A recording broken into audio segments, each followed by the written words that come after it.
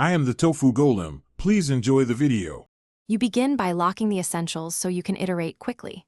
First, confirm platform, resolution, and input. These constraints shape layout and performance. Next, import and organize assets into clear folders: graphics, fonts, audio, and color tokens.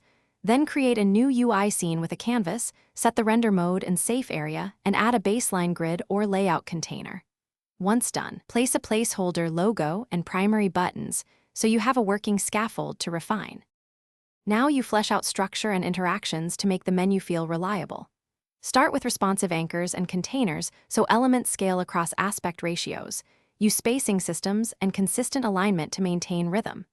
Implement reusable button components with visual states and accessible labels, then add keyboard and gamepad navigation so users can tab, arrow, or joystick through options.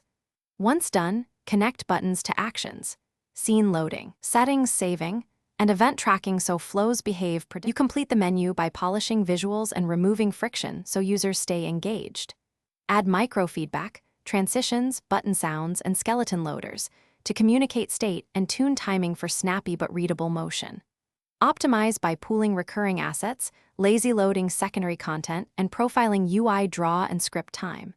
Before release, test across devices, input modes, and international text lengths. If animations or navigation stutter, try disabling expensive effects in Reprofile, often a single heavy draw call or unbatched spread.